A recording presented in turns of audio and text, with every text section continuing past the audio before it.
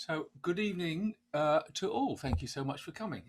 We have a lovely mixture of two groups of people. We have the people who are currently working on the Brandenburg Camino, and we'll tell you a little bit more about that later. And we also have a very interesting evening ahead where I'm going to be grilling David Crown, one of our regular conductors. In the old days when we did concerts, so we needed conductors. You've been rather superseded by this horrible thing, David. So we have Oh yeah. you tell us let's so we can I think about where these all these people come from that we don't know. Which choirs are you involved with? That's the good starting Well, point. I was just thinking about this. I think the first choir I brought to the festival was probably Reading Phoenix, who I no longer conduct, but remain very dear to me. Um, then I think I brought when I was at Somerville. I think the Somerville choir came a few times too. Then Vox has come. Hmm? Uh, Cheltenham and Bach were about to come, and then we were thwarted. Absolutely, we won't drone on about that, but we were thwarted at the last minute. And yeah, and Opus is too young yet, but no, it's been a great pleasure. It's beautiful buildings and greatly enjoyable concerts. Yeah. Yeah, lots of lovely cooperation. And so as I'm just have to keep staring up at the screen to make sure I admit people if they're waiting and they don't hang around too long. So currently, David, which choirs are you affiliated to at the moment, assuming that they were actually working? Yeah, well, that is an assumption too far, of course. But so I have three choirs, all different sizes. Cheltenham Bach Choir is the biggest choir I conduct. They now run at around 120 folk. Then I've got Opus 48, which has been going for a couple of years in Oxford and has around sort of 50 to 60. And then Vox Chamber Choir is my chamber choir, which is running now to just around 20. So each of them are feeding my musical desires in different ways, shall we say. But all of them are full of delightful people who I miss. Yeah. Okay. And what has been happening then to those groups in the last 6 months? How have you have you shut up shop or have you battled or what? Because everyone's had a different approach. Yeah, I mean, and mixed for each group, I'd say. Between more shut up shop, which is Vox, and I think it's quite a reflection on the personnel involved in the choir as well. What people might want or not want to get out of the things that you can actually do at the moment. Opus did some online stuff, which was nice, and we had a few interviews with some people as well, which was great. James Gilchrist and Chris Purvis and Paul Sarson. That was fun because it was nice for me to actually be asking the questions. And I think one of them definitely tried to turn it back on me and started asking me questions, which was just, I had to nip in the bud. And then Cheltenham, we did a little bit of online, and they've been up till now. We're starting to do a few bits and bobs, but obviously the second lockdown has put everyone back a few weeks. So, it's been quiet, shall we say, on that front anyway. Sure. Um, well, we've had an interesting time. Um, this Brandenburg Camino project sort of grew out of me having COVID back in March, and I was not into I didn't go into hospital, but it was a close call a couple of times, and so I was pretty much I was laid low for quite a long time. I was taking a 2 hour nap in the afternoon, which makes me sound about 97, but that was what it's what my body wanted, so I did. And then as I came out of that, I'm looking around, and the whole world is depressing. So it's okay to be depressed when everything around you is depressing. That's just realistic. It's not. And then there's this wonderful young bass baritone called Matt Buswell who has worked with the festival for a long time now, and not only as a singer, but fixing all the soloists for the the big concerts we've been promoting. And so I've got a long relationship with Matt, and he kept on ringing me up about every 2 weeks and saying, "Come on, we need to do an online project." And I kept on saying, "No, they're rubbish. They're awful. Nobody wants to do it." And he kept on badgering me, and so eventually we started a little thing called the Roundabout Camino, and we modelled it as a musical pilgrimage. If it's not too flowery a way of looking at things, but genuinely it is a pilgrimage, and from there it's just grown and grown. It's really exciting, and then we started talking to lots of different conductors about what we're doing, and pinching everyone's best ideas. It's always a good way. Uh, and so we're just coming up to the end of our fourth step. A step is a 4 week unit, and we study one piece and we record it, audio and video, and we analyze it, and we do coaching, and we have a quiz night, and we have a knitting a knitting group within the group, which is Alison is in the top right hand corner of my screen. She's smiling because she is apparently the knitting queen. I don't know much about it, so we're a real community has grown up, and it's great fun. And I've just been in our wine bar just before this. We have an online wine bar when I was able to welcome 2 new guests from Milan. So it's a very exciting time. So that's what we've been doing. So where do you see that going? Well, I think the interesting time will be when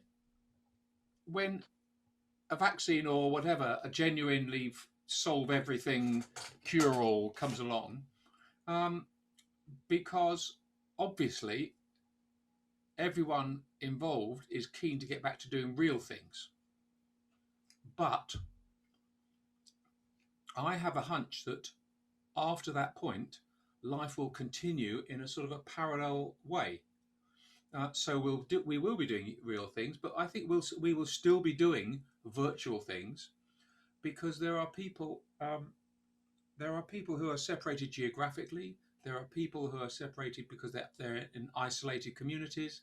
They can't get to a choir, and I think there'll be a mixture. I mean, when we started all this malarkey, and everyone got very excited by Zoom, didn't they? Oh, it's magic! It's amazing. And then we all realised the limitations, and then it got a bit, because if you get big groups, I'm afraid a bit like this, but when you've got big groups and everyone's muted, it gets a bit dull because some idiot is talking at you all the time. So that everyone got a bit zoomed out at that point, and then I think we're starting to come back to it and think about of new interesting ways of doing things. And I mean, if you went back 15 years and asked all the people here, 15 years ago you were writing letters, and if someone had told you you will be dealing in almost exclusively with electronic mail, you would not have believed them at that point. And now it's all changed. So I think society evolves. I think we will take this kind of technology on board. I think the technology will get better, and it will. I think it will carry on in a sort of twin track way. Yeah, maybe. I maybe don't quite see it like that. Although I can totally see the benefits of it. And as you say, particularly for people who might not be able to get to a choir otherwise, I think that's a thing. And yeah, I mean, the Zoom has been sort of playing around. I think they probably were taken by surprise themselves. They certainly were, weren't they? And certainly anyone. Of course, I bought shares in Zoom 18 months ago. I was going to say I should. I wish, but so I still think the quality of the interaction is the thing that I still find problematic for me. But I think that, as you say, I think it might be that these things sort of either run in parallel, or people get different things out of doing their in person and doing their Zoom stuff. I think the big thing would be to actually be able to have people hearing each other when they're singing. Now, you know, that seems to me still some way off. And because then you can actually start to, you know, harmonize and all these other things that we enjoyed doing. And so yeah, I mean, I remember right back at the beginning of the timing was really bad when everything stopped, because I mean, like many other people, I'm sure a lot of people had a lot of concerts just about to roll out. And I think for me, the big thing then was just a huge amount of sadness that the work that had gone in and everything that we put into doing these concerts, everything everyone else had put into doing these concerts, that was suddenly taken away. And there was like music hanging in the air. I could feel it everywhere. It was all these different pieces. And, you know, I genuinely found that that's the start of that period incredibly difficult, because there's a social side, but I mean, I started playing the violin at 4, and I literally, this is the longest time in my life I have not made music with other people. And so, like, initially that was like, it was like someone removing a limb. It was very drastic. And I think that after that, I felt it quite important. You know, obviously you have your inevitable sort of ups and downs, but to try and see the positive in it and think about things in different ways. I think, you know, when we go back, one of the big things is, it's not just about the singers going like, I've really missed my choir. I really want to get back into doing singing on my weekly basis. I want to see, you know, Mabel, who I haven't seen for 9 months a year, and all that. But we've also got to think about audiences, not only in terms of the distance that people, at the moment, people are having to sit apart. So actually concerts are tricky to put on financially. If you're gonna, you know, pay for a soloist and pay for an orchestra and then only have like 50 people there. Now, if you're the Vienna Phil, that's okay. But, you know, so that's a big thing. But I think also what we're going to have to do is really think about the audience. Think about how we can present things maybe differently, how we can help people get over their maybe fear of coming to concerts. You know, you're sitting with people you don't know, and you're sitting next to them for 2 hours, and everyone's read a billion articles about aerosols, and they're sort of, you know, wondering which aerosol they've got to avoid during the second half. So, you know, I think that's a very big thing, and I'm not sure whether Zoom will come into that. I mean, I think what's been very nice with Zoom is, I mean, for me, things like committee meetings. Now, a committee meeting on Zoom is great because you turf up at the minute the committee meeting starts, and then it's over, and that's great. So I think, you know, meetings and stuff really good. I'm yet to be completely won over to the music making side of it. So you know, I'm thinking more, I guess, now about when's the next concert going to be? I mean, realistically, when is the next concert going to be? Maybe Easter, maybe. That's the earliest. At the earliest, yeah, and probably more likely summer. I mean, there'll be things one can do depending on what we're told we can do, and I don't think anyone really at this stage. And this I think has been a big problem with the period. Is just, you know, this open-endedness of it. No one actually knows. No one has any firm answers, and there are many questions, and the many questions are have sort of piled up, and I think they continue to pile up.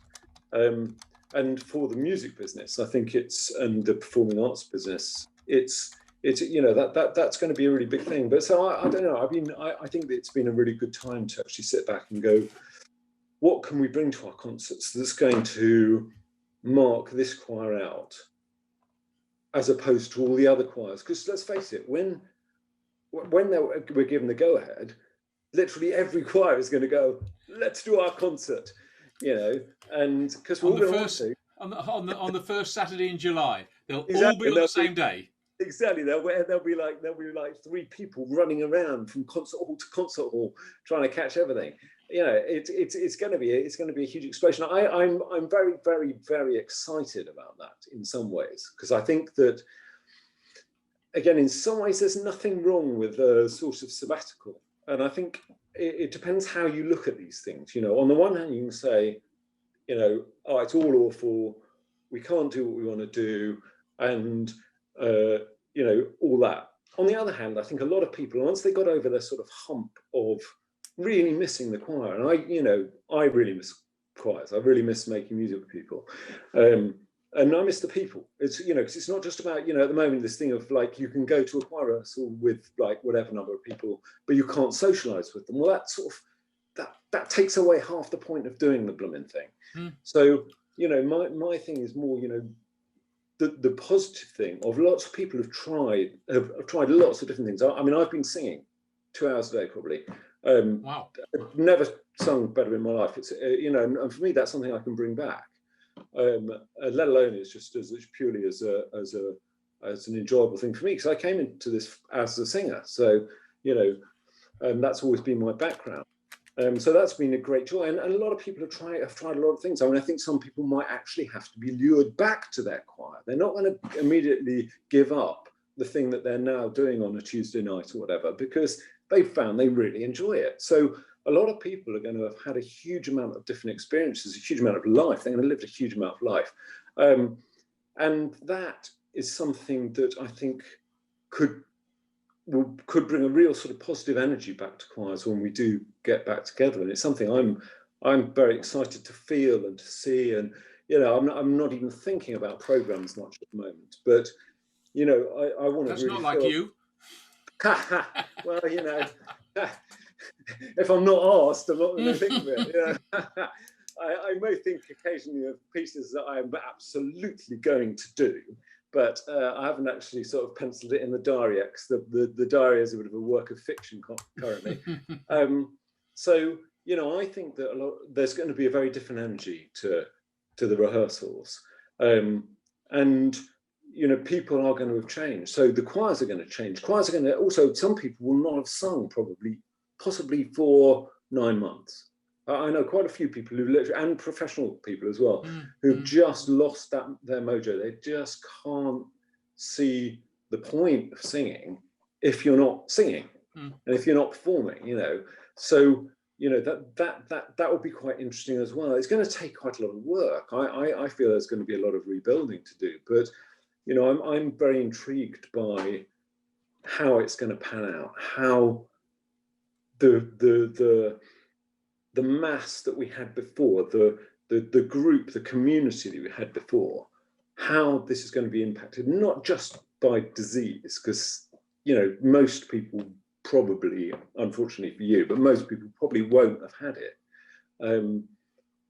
but more by how their lives have changed through it. I mean, one of the really interesting things in Oxford anyway was, certainly in the first lockdown, and also actually started in this one too, is the number of people you see out walking. I mean, you just never normally see this. You know, if you go down to Port Meadow in midweek, you normally, you know, it's like you and a few people with dogs and a few runners, and that's about it. And you know, during lockdown, every morning there would be people doing their, you know, this is my, when we were people being stricter about it, I think probably, people were doing their walk and stuff. So they were actually out appreciating something very different. In that situation, David, what's your impression of the social interactions? Because I mean, I'm an avid dog owner and walker, and I can tell you that when you're walking around the block at 6:30 in the morning, every person with a dog says hello. Yeah, I think good morning. Or actually, almost everyone who's out at 6:30 in the morning, because we're the tough guys. We're out there doing it first thing in the morning, so we feel a sort of a gang superiority. When you get to 8 o'clock, everyone's just going to work. I've noticed. I mean, I find it very interesting. I've been sort of. I got 2 little boys, so I take them out quite a lot, and I found if you've got two little ones, you definitely get more smiles. There's no two ways about that. And I know I'm completely appreciative that they're not smiling at me. So that's okay. So I've got over that. But, I've found that I'm smiling at a lot more people, and it's amazing how many people are making eye contact. However, I have also become quite a breath holder when people come into my space. So it's a sort of, and then there's a lot of people I do find who are sort of, literally they are pulling away. But to be honest, at the moment, I kind of often think, well, I don't know their story. It could be that actually getting COVID could be devastating for whatever reason. And so I'm not down on them at all. But generally, I think there's been a lot more smiles. People tend to, if I bump into a friend and we stop for a chat, obviously it's sort of, an appropriate distance apart. That sometimes, people don't want to sort of walk between you. They're not quite sure what to do. You have to geographically place yourself on the path so that there's room enough for people to go past you so you can have your conversation. So there are quite a few things to think about. But I just thought it was, to be honest, it was great to see so many people out appreciating what is now we're into our approaching our third season, if you like. If we came in at the end of spring, we've had end of spring, we've had summer, we're in the middle of autumn, we're definitely going to be in winter before it's over, and then back round to spring again. Now there's something about that I think is really beautiful, and the fact that we have had something imposed on us is so incredibly unlikely that this would ever happen. Obviously now we know it's not completely unlikely, but at the time it was like we've had freedom. We, in the UK, we have no idea what it's like not to have that freedom. To actually, have the choice to do all the things that we normally do, and to have that suddenly taken away, it's been like, I think a lot of people like, what do I do? And obviously there was a lot of it was sort of like, I'm actually not going to do it. I don't care. If I get it, it's fine. It's everyone's had to approach it in different ways. And so I'm not. I mean, sometimes I'm a bit like, please don't have a rave because it's blatantly stupid. It's not about you. It's about that if a bunch of you get it and you don't know, and then you go and see your grandparents or something. It's that. That's the thing that might sort of irk me. Okay. But David, I'm going to jump in for a second because I can see we have a lady on the Camino who is our question time questioner, Sandy, and she's staring at me. I can see from her spot there. So I'm going to jump in typical Sandy style and say, right, I get all that. Now let's just steer the conversation back towards what we're actually here for, which is music. That's what we love. So I've got these two. You come in a very interesting part in our development because we've just all recorded the Wie lieblich movement from the German Requiem, and that's now in the can. Even Teresa has now done her video today, so she's just sneaked in, and now we can't change that. So I'd be interested to know if you've got any thoughts about the piece we've just done. And I'm not actually allowed to tell you what we're about to do, so I'll shut up there. I won't even go down that road. I was about to blurt it out, but I won't do that. So, Brahms Requiem. We did it with. Shame on you. Oh, you'll get the email tomorrow, Teresa. Just behave yourself. Right. So German Requiem. We did it with. Now this is classic. We are in the virtual environment. So therefore, everything is not quite music making. It's sort of slightly detached. And the way we produce our final product is that, for example, on the German Requiem, we start with a MIDI generated piano to learn the tracks, and then we record them. And the last thing that goes on is the real piano, because that means that the piano is accompanying what we have achieved. And that accompaniment is always a matter of double guessing what the performer you're accompanying is going to be doing. And so I figured that if we're going to have a piano duet, then the best person to make the same guesses as you is you. So we have recorded the piano duet accompaniment to the German requiem, the Wie lieblich, with one piano player recording both parts, which I think is absolutely classic for this situation. Ian Tyndale, he's a marvelous. I don't know if you know him, but he's a fantastic pianist. So we've done that, but so that's all in the can. We can't do anything about it. But had you been advising us, 3 weeks ago when we're just starting out on our Wie lieblich journey, anything that you might throw in a few hints? We did it in German, by the way, which was an interesting. Definitely do it in German. That would be my starting point. The language is so beautiful that yes. We had 3 or 4 ladies of a certain age who declared that German was an ugly language and they weren't prepared to do it in German. So they stepped out for a step and they'll rejoin us in December. Well, I mean, I think beautiful text. There are, you'll always have you can't please choirs, can't please everyone all the time. So that's always good. Ask any question, you get half saying one thing and half saying another. So if you only lost 4, that's pretty good going.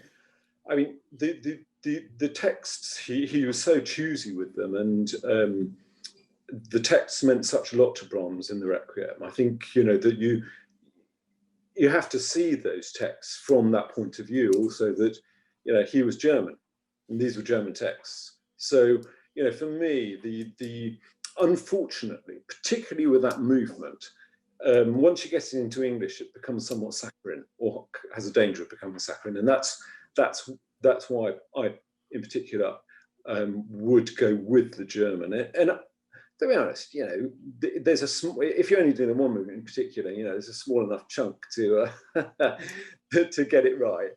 And it's a transferable skill. I always say this, with people, if it's something that's a bit tough, well, it's transferable skill. Next time you do something in German, you'll be better at it. So, and once you get... I'm sorry. Lizzie's smiling and I'm smiling back at her because I know that's exactly the journey she has taken. It's worth it. It's worth it. There's so much music in German that is beautiful to sing. Absolutely beautiful to sing. So, and this is just one of those pieces. And it's tough sing, the Brahms Requiem. There's no two ways about it. It's a really, really, when you sing the whole thing beginning to end, it tests any singer that technically, in terms of the energy you need, so that's a tough thing. The thing I think particularly about that movement is that people often get a bit scared of it. It's like, it's so beautiful that all you're going to do is make a mess of it. And this can be a real problem with some music, and it's the same, I think, for conductors, and certainly it is for me. That you're thinking, I love this piece so much that I can't possibly do it justice. So in which case, then the fear can take over. And now I just think, well, I'm going to say what I want to say about it, and some people will like it and some won't. And I think with the German, the really important thing, particularly for the sopranos, is not to undersing it.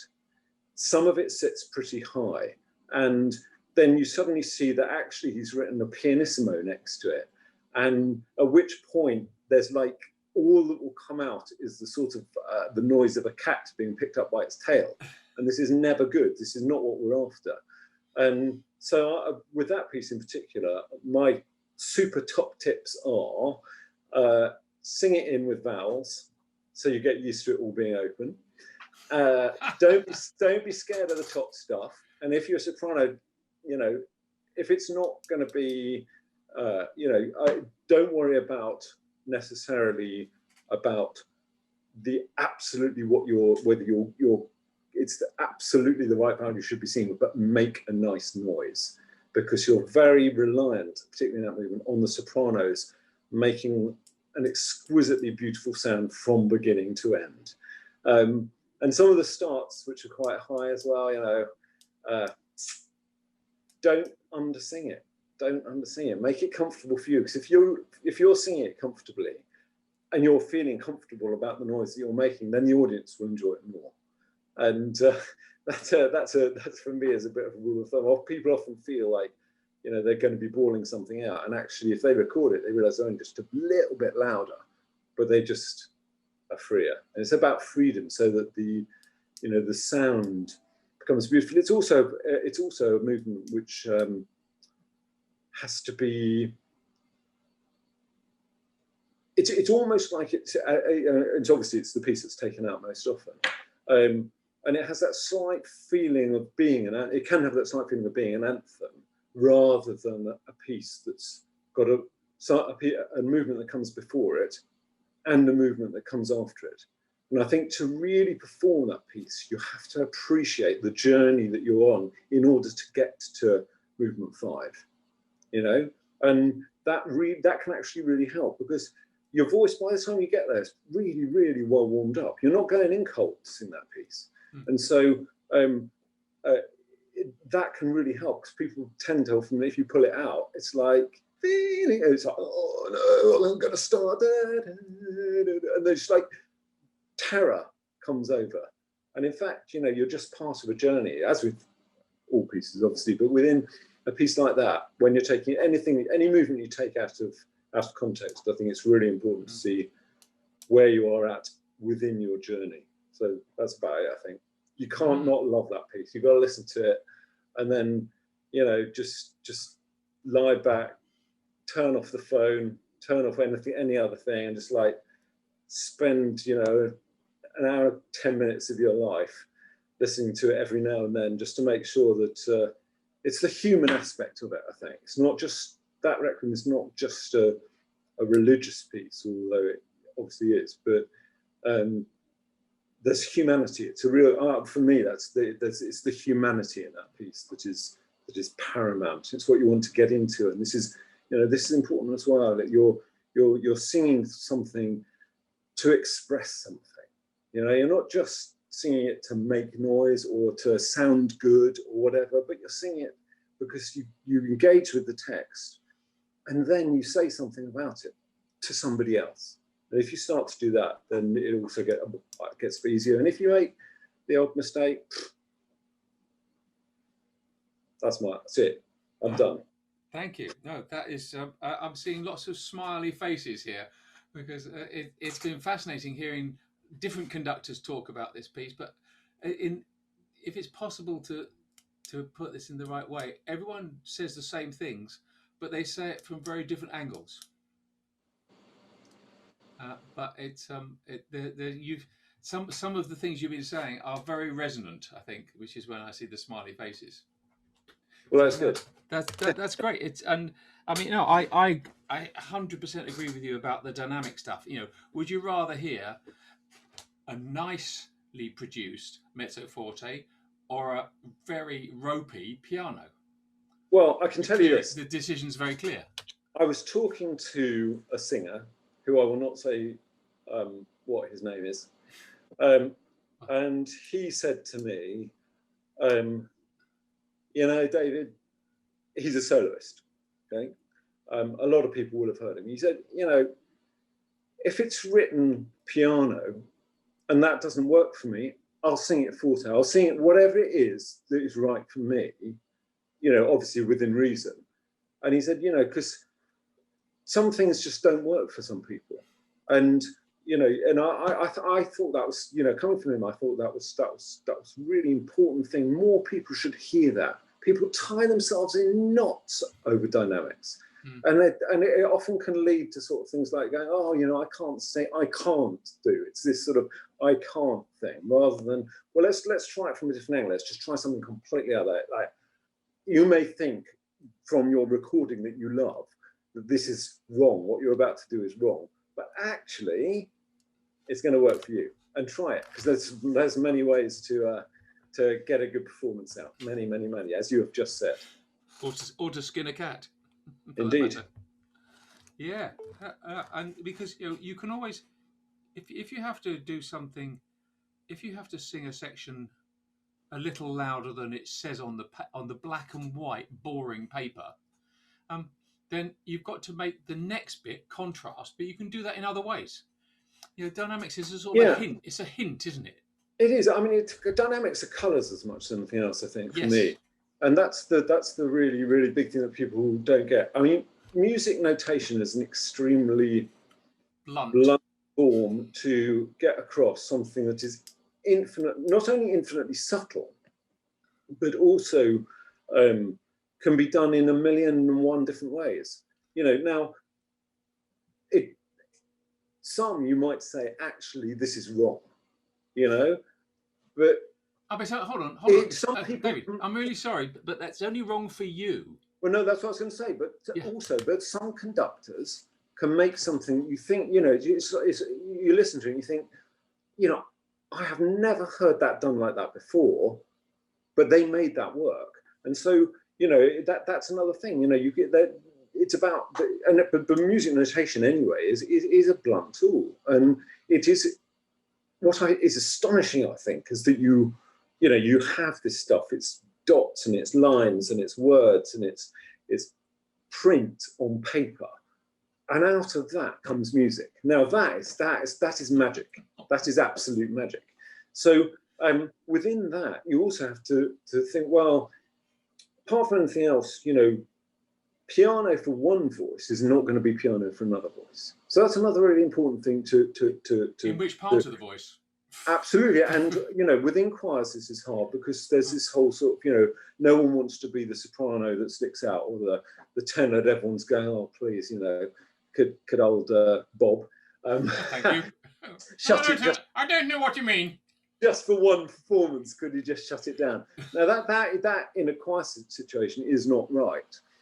But at the same time, different things work for different voices, and the beauty of choirs is that you can get the sections so that people can all bring their own thing to the music making. But no, it's a magical thing, and dynamics definitely are an indication of something. You can't ignore them, but you can definitely work them in all sorts of different ways. Brilliant.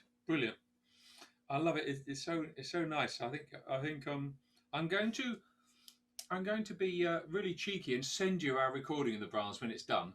So I think you'll hear quite a lot of what you're talking about in it. If we achieve the dizzy heights you might aim for yourself, I don't know, but I'll certainly send it on.